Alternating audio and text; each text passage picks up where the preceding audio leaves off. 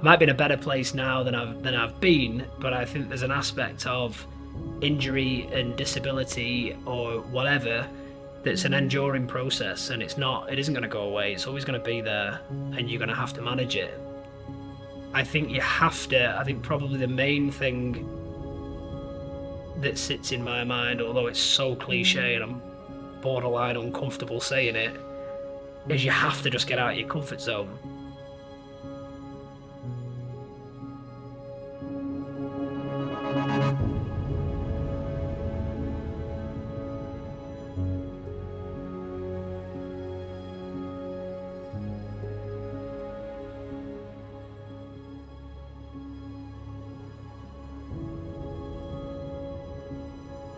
For me, getting out of my comfort zone was walking into a room of other guys with injuries and not wanting to be a part of it, not wanting to discuss injury, not wanting to engage in it at all, just not wanting to be in that scenario. You'd be surprised how much can be achieved by facing up to or engaging in or doing the things that you really least want to do. And that's kind of what I'm getting at. For me, going and doing the adventurous stuff was very much the bit that I wanted to do and that I desired to do. The bit I really did not want to do was speak and be, put myself in a position where people could take a real look into my life and my position and what injuries brought me and where it's put me. I really didn't want that, and I don't really have an answer for why. What I've learned, is just about being open and honest and transparent with people about the way that you're feeling. I guess one thing that I was always really bad at was being really open and honest with people. I've had therapy in the past, but I've probably not said everything that I needed to say. I just skimmed over the surface.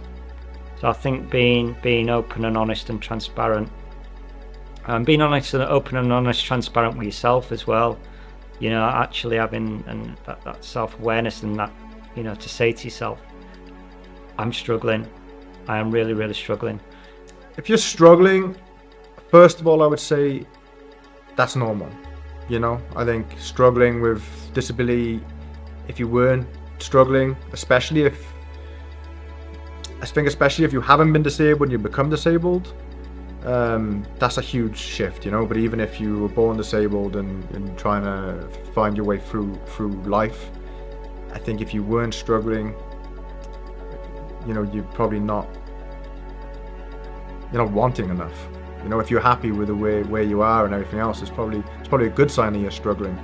And that probably goes for anyone. If you're not struggling in somewhere, in some aspect, maybe you're not pushing hard enough or you don't want enough.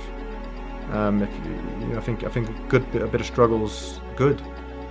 Struggling with disability, or you're struggling with an injury, or you've just had a life-changing event and you're struggling with that right now, I'd say that the best thing I did was, first of all, get help. We're very fortunate there are organisations out here that can help people, whatever your disability is, whatever it is you're going through. There are people and organisations that can help and want to help. It might take a bit of work on your part to find them. You might not always get a door open the first time or even the second time, but if you keep on going, at some point you will find help and you will get help. Don't try and expect things overnight. From my experience, it doesn't happen that way. Try and get a progressive plan in place. Don't expect things too soon. But ultimately, have a focus of something positive every day. It doesn't need to be a massive task. It doesn't need to be a massive challenge or a massive goal. Just if every day you're giving yourself tasks that are going to enable you to take a step forward, then you're onto a winner. You would be surprised what can come from really shoving yourself into the things that you least want to do. And I don't know if maybe that's where the growth comes after injury, is just doing the, facing the bits that you really fancy the least. There's been periods after my injury where it's very easy to look at other people's journeys, look at other amputees or other people with similar disabilities to me and looking at what they're doing and thinking, oh, Why can't I do that? And realistically, in hindsight now, I see they were, 10 years, 15 years down the line from their amputation. So of course, they had way more experience. They'd built up tolerance and training and everything else. So don't compare yourself to others as well. Don't do that. Stick to your own journey. Focus on the things you can do. And leading on to that, that's important too. Focus on what you can do, not what you can't. I think it's easy to get fixated on the things you can't do anymore or what you haven't got anymore. When there's still plenty of things you can do. You don't have to go climbing mountains or anything either. Just try things. Find something that you enjoy. You don't have to do anything crazy or intense. Find a focus. Find something positive to focus on that can help you grow and develop. So certainly when I was struggling with my mental health, I focused on sport. I found triathlon. I wasn't comfortable with triathlon because of the swimming, but I taught myself to swim, watched YouTube videos, bought swimming aids, and that became my focus, and it became a really positive focus for me and took me in a new direction. You need to find a focus that takes you away from your comfort zone, not one that completely stresses you out, but one that takes you out of that comfort zone, that feeling of safety and challenges you.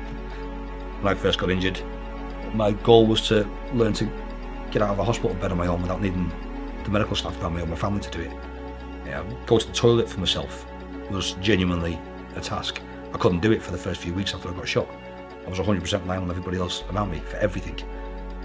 Learning to brush my teeth with one hand. Looking back now, these are the things that are just minuscule, but at that time, I couldn't do it. I was in such a bad way. I lost so much blood. I've been through so much trauma that I couldn't get out of bed on my own. It was nuts.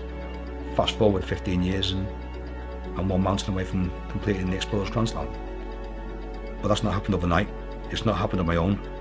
It's a result of a lot of people, a lot of help, a lot of support, and a lot of commitment over a progressive period of time. 3 things, I'd say to somebody struggling with any kind of disability is, just be honest, open, honest, transparent about how you're feeling with other people and yourself. Utilise those support networks. Let people in, don't push people away. And thirdly, find a focus, find a challenge, find something that's going to take you out of your comfort zone to help you grow and develop. Being involved with AGS has saved my life. It's given me a new focus. It's given me, it's given me a new drive. I feel like part of a new community, almost like a new family in a way. It's really important that anybody who can invest into AGS does so, because it creates life-changing opportunities. This is no ordinary team. This is no ordinary charity. And what they do is seriously life-changing, which I've been very fortunate to witness over the last 10 years. These guys are amazing. I've spent a lot of time with them over the last year, and I'm blown away by everything I see and everything I do with them. Our next big expedition is to go and climb Mount Denali, which is the highest mountain in North America. It's in Alaska. It's going to be a challenging expedition, both physically and mentally. We've got an amazing team that have put themselves forward to be considered for the expedition. We've already started the training and planning process. It's going to be an epic, and it's going to push me way outside my comfort zone. We now need a lot of support to get there. We've got to fundraise, we need sponsors, and we also need clients to come on our training events. We're trying to do everything we can to engage anybody that wants to get involved in our community, not just our beneficiaries, but our clients. If you want a fairly unique experience where you're going to be around like-minded people that want to push themselves and face challenge, but with support, then reach out, get involved. Get to know the people behind the story. And if you know anybody who's got a disability and you think that they might be up for getting involved with the challenge, it doesn't need to be a Denali, it doesn't need to be an Everest, it could just be meeting other people with disabilities and injuries that have perhaps got a bit more experience that they may have of living with a disability. Then get them to reach out, and we're here to help.